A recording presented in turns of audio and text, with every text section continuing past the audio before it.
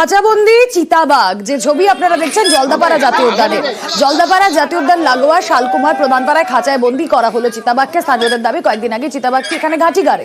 এলাকার বাছুর, ছাগল, শুয়োর সব সাবার করে দিচ্ছিল। চিতাবাঘটিকে জালে আটকাতে গিয়ে এক বড় কর্মী জখমও হন। অবশেষে ছাগলের টোপে ফাঁদে পড়ে চিতাবাঘ। তাকে উদ্ধার করে নিয়ে গিয়েছেন জলদাপাড়া জাতীয় উদ্যানের কর্মীরা।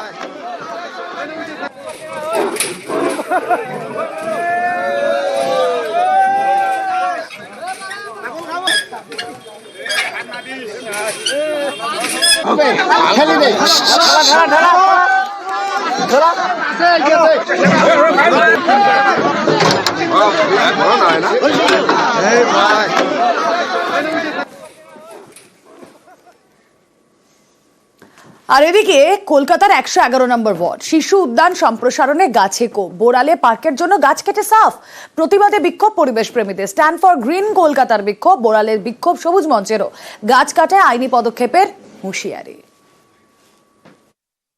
আন্দোলন চলছে, গাছ কাটাও চলছে, এখন একটা ওই রেস চলছে আর কি।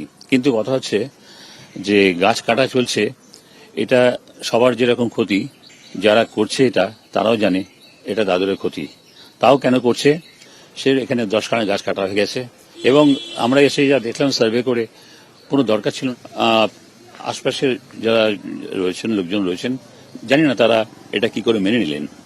আইনে একটা জামিন অযোগ্য অপরাধ, অবশ্যই এটা এফআইআর হওয়া দরকার ছিল। আমরা সেটা সেই পথেই যাবো হয়তো।